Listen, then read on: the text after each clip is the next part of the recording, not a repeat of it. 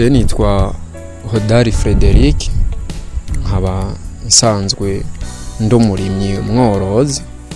yego nkaba mba mu Kibenga muri zone Kinindo komine mu ntara ya Bujumbura. Muri kino gihe cici ndiko ndakora igikorwa sanzwe nkora,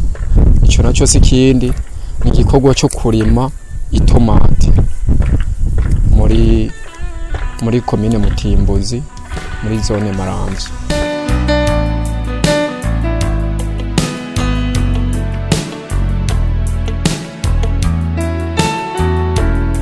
Mu majambo make ukuntu ndabikora,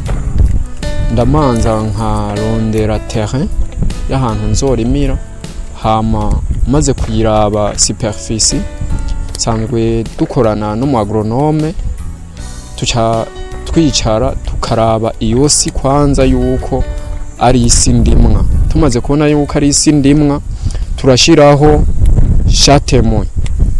igiti nka kimwe cy'utomate, tukamanza tukabikurikirana tukaraba yuko tuzoshobora kuronka umwimbo. Tubonye ko tuzoronka umwimbo, ca ntegura uburyo bwaho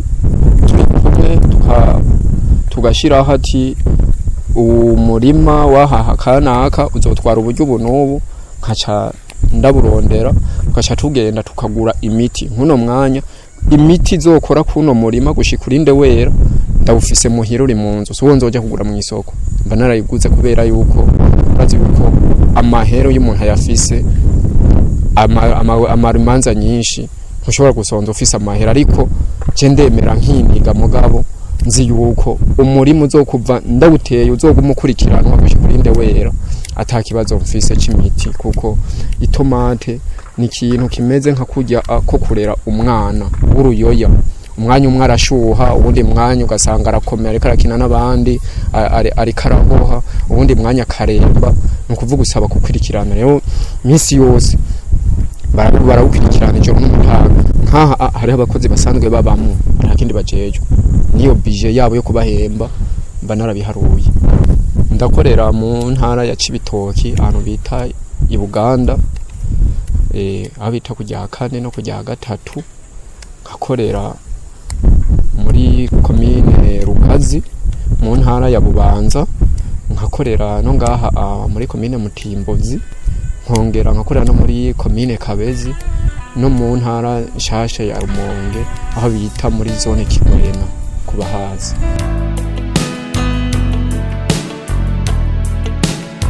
Novuga yuko intambamyi kenshi ndazironka aha hantu hegereye igisagara, kubera hoho mba narondeye amaterrain ndimamwo ahantu mu kibano, kubera yuko mu kibano babatunze inkoko, babatunze impene, uco bibona. Rero kenshi na kenshi nkunda kugira intambamyi cyaho mu kibano y'inkoko itomate zigeze mu gihe cyo kwera,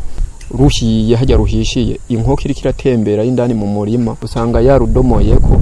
bigatuma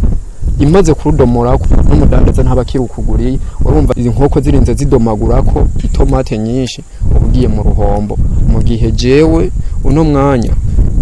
ibiharuro by'iwanje ishugwe ringana n'umwimbu. Urabona nk'ubu nk'akarorero, uru n'urutomate rwari rugiye gusha, izi ni nkoko zo mu kibano zaruriye dimwe. Mu yandi majambo aha nahomvye. Nizo ntambamyi novuga mugabo si ntambamyi zinini cyane, ndazihangana kuko mu kibano zitegetswe kubana nabo uko nyene. Nkagerageza abo bakozi kuza ndabahimiriza kuza baraziraba kuko guma mu murima.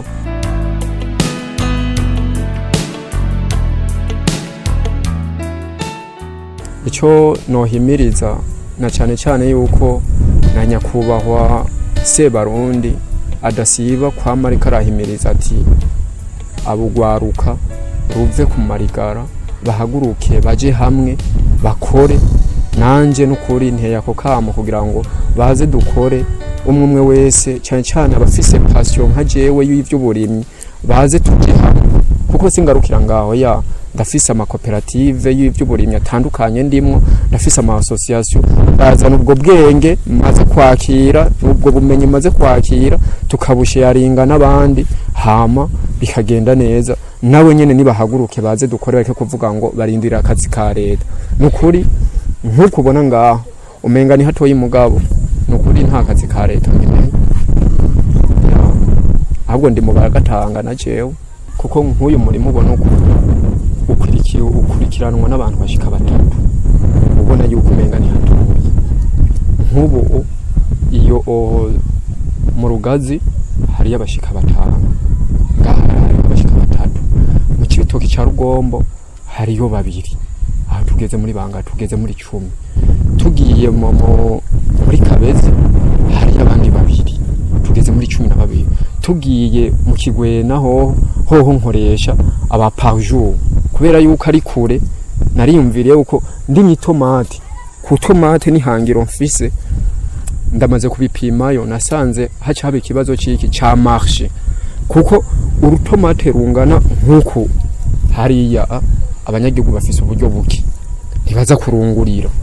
rero nza guca mpomba cyo gituma hariya nkora y'ibikorwa byo kurima ikintu citwa ikigori n'umwumbati rero abo nabo baca baba bakozi ba parjour abo nabo sino baharura kuko hariya ari cyo twita ipadoki nayo ino bayita ngo ni kido ino kuvuga inusu y'hegitari inusu y'hegitari nayo irimwa neza na neza n'abakozi batanu bagaca bayirima indwi yose ari batanu rero nico gituma nakubwira bari permana nabo 12 kuko aho handi nabajamwe bakarima abajamwe bagatera abajamwe bakabagara aho nibona muri dandiza nibona ndumuntu empoweringa abandi bajene benshi cyane nkabereka ibintu atari ivyo ntuzuranye mu mpapuro ariko ari ibintu biri praticable ari ibintu bigaragara nkongera nkibona ndi namaze gufata aka karere kose no kuvuga Burundi bwose mfiseyo icyo no kwita amantene y'abantu bari bikwihangiro kandi bafise passion yo kugwiza umwimbo nka jewe kuko simpagareka ngaho ndategekanya no kwimporta gutangura uwo mwimbo kugurisha inyuma y'igihugu ahabwo tugasaba nkasaba leta nukuri biciye mu shinganje bw'uburimyi n'ubworozi n'ibidukikije batwigire neza nk'abarimyi niyo twamara gufatisha neza igihugu cyacu kikaba satisfait kubijanye n'umwimbo ukuntu byo tworohera ukuntu dushobora kwigurisha mu mahanga hari abamaze kumbaza ibihugu vya Kenya hana abandi bamaze kuza kundondera bambwira ati wewe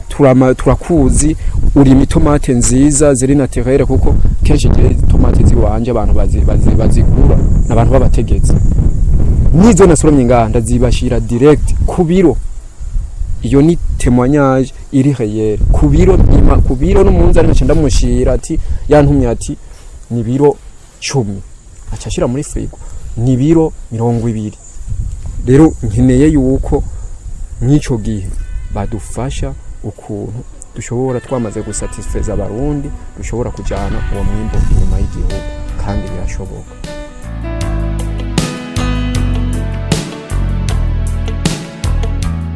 ndiko Nirema Jean Dodier technicien agronome nize mu Gifuruzi Itabo Institut Technique Agricole du Burundi ni gisata kijeje kuramura abagronome mu gihugu nkuko yamaze kubivuga mu fere hajya kugira ngo utere urutomate tumara kugira itiri disoro tumara tukiga isinge nimeze tugashira ikintu yabarengo shatemwe cyo turakigira ku buryo ko tuvuga ati hantu harimye tuzokunguka kuko umuntu wese gukora yipfuza kunguka tumaze kugira itiri disoro nibuka tushe hano hantu kwache twizige itiri disoro kwache bita jerumari turashira hitutagize tomate ifata imisi 21 kugira ngo tukure muri jerumari turushiye muri sha prope twateguye tugize tediso kwache twero kindi kibazo kijanye n'amazi mu byukuri muri zone ya Marambya amazi aragoye twache twimara ngako twatume kino giteba cy'itomate n'uburyo dufise ngire mumeze dukore gute tugira umugambi wo kwimba bijya bintu mwabonye ajya mapwi bijya binogo turavyimba tuvyimbye turonka amazi en petite quantité twivuga ati naho biruko urutomate ko rusaba amasharge menshi twongere kwindi pwi ngo mwebanye haruguru kwa cyekimba amapwi abiri adukora uburyo butari buke cyo kora bikoze hama tuje gukora ibintu nk'ibyo tumaye kuronka amazi tukaronka nagira umwari cyo tugero piquage cyo tushiraho izi tomate mu murima mugabo comme technicien nwamvuge donc les aléas canke ibibazo usanga biduhura mu burimwa cyo gwitomate nukuvuga ngaho tomate nko bivuze agronome pratique ko je nabije mu kunyene keshi ugikara mukaramura abagronome ubwo ntibashira mu ngiro byo bize usanga ku mugoro urashobora kuba rukomeye mu gatondo usanga umugoro wageze gute kwapfuye niba cyayimvira kuza kuzana kome ngaha agronome technicien cyasanga muri zone ya Maramvya aha hantu nyete kutanze tomate harakara ingwara y'ibita ya dudu n'ingwara bita mildiou itabona ko bita phytophthora infestans kwa ko atari ingwara usanga tanto utomate rwahenutse tanto igituma kije kushaboze ugasanga n'ubyo mu buryo nyene cyane hano ndiga ndabonye byo genda cyo turondera imiti tushobora kugira prevention kwa tuvure umurima wacu mu by'ukuri tomate ruragoye kurima kandi hajya rusaba n'uburyo bwishi rusaba uburyo bwishi muci kuko usanga keshi na keshi amareya usanga ari meshi soit area climatique ugasanga haraje n'izindi probleme zingwa usanga zifata nk'ibitego urutomate ngaravuga ngo rukure ushike hano hantu ugeze mubona ngaha mu bisanzwe turashobora tumaze gupoma ngaha plus de 15 fois sinzi ko byibuka plus de 15 fois bisaba yuko dupomye mu ndwi imwe dupomye mu ndwi dushobora gupoma kabiri minimum possible gupoma kabiri mu ndwi kugira ngo dukombate iki kiza cingora kiri muri cyane muri zone Maramvya no kuvuga rero mu gihe twiyangaje kurima urutomate nubwo usanga uburyo bugwira rukenera swivinine yababariye ko dushobora kurima umugabo tukimbura usumje wari nyuma munini washaka kwimbika inogo cha 30 cm kugomba kagira 30 cm ku ekarite mu kagira 30 cm ugatamo tomate zine dufasha ngaha niba dufite FR uba ko ziza kuba transar kuko twagize ya wa muntu twate 4 fois mukino we cyo tomate zine stadile na paracera ane angana nkuko rero abantu benshi bakunda gutangara kubera ko mashaka muri wa mutoyi akimbura muremure nuko yamaze kugira iyo étude d'issor akavuga ati ngaha ko mseteri ngana ngomba ndayigere ku buryo ko nzoronka production iri rentable icyo rero mva nubundi bwenke usanga urakora apart nijyo kiyo kushusa ngakora mu tomate mu bisanzwe mu tomate niba zibagisha mu kinogo ni zibiri ugarasanga ari zine urumva ko ari indi metode nziza kandi isaba ubwenge icyo bemano no kivuga hama aha hantu turi mubona ngaha keshi na keshi tomate zo muci zirakunda gukarigwa niyo ngwana ko bita dudu la fois passée twamize nk'abasamara indwimwe zagwazi here sinzi ko nyakobaga no patika jya bibona mu byukuri dudu ngamaramvya yikonya abantu benshi mugabo ko yumve ngo tuzwe habe n'umugoronome aza kugira gufacilita umurima nk'uwo nicyo tumubona gushika nisa yace kwihangira kuronka umwimbo nk'uwo ku tomate ashobora kuja ko plus de 5 tomates bituma bitanu by'itomate ukasanga 50 comme ça kuzi tusanga umuntu afise confiance yo kuganya 50 tomates mu kinogo kimwe urumva ko uguje n'ibintu ko twatutse mu paracelle ngana ko uhagije bo je rero ikindi kinomera nkuvuga ko bijanye n'uburimi bw'itomate ngaha mu byukuri itomate kuno zimeze uko muzibona ngaha murana kumego donc zirategwa mu majamake ugize na company n'indi mirima ahantu itumbereye aha kenshi na kenshi bakuri itomate nibyo usanga umuntu yarigishijwe ahantu ntushobora kwima itomate mu nzu udafite imiti kana kuvuga ati umuntu wanje ko ndabugizuko ndo imiti izovura izo inyana guti ico kikunaniye nkuko umugoronome c'est-à-dire ko mwimbu buri munsi uba uri hasi rero bakwima itomate nkuko utangira ati d'issor ukagira ukungene imiti uzokoresha ngo usike ku mwimbu ukaza wibana ahantu ndakunda ko ndashika itomate ari zimeze gute swati yavuze ko ushaka gusanga nk'utomate nkuru urabona ko waribeze aho rusha tugishobora kugwimbura ugasanga inko zaruriye ibi navyo biri ashobora kwiga yumvira ari ya climatique zishobora kugena gute ugasanga urarimye itomate zironye nko yabivuze mon frère ngaho no kuvuga iki rero kwa kwimbuto bate nkuko uteza kwanza kugira etide na analyse nyinshi kugira ngo uronke umwimbu kesha abantu bakunda kunanirwa gute bakunda kunanirwa mu gihe barimye itomate kandi barahombye kandi barakoresha umutaye mwishi uwahombye acagirako mugabo birakwiye ko umuntu mu kugira ngo arime itomate agira analyse d'abord kavuga ati no kwizitomate nganda ziri bizogenda gute ico utakize uri mushikorera muri mwe cyo no mano kivuga ibisigaye navyo turi ngaha hari gihe usangana kubera umurimo ufise ngaha mu mucungura mu bantu ugasanga umubano hariho nka rentente impossible mu bantu udashoboka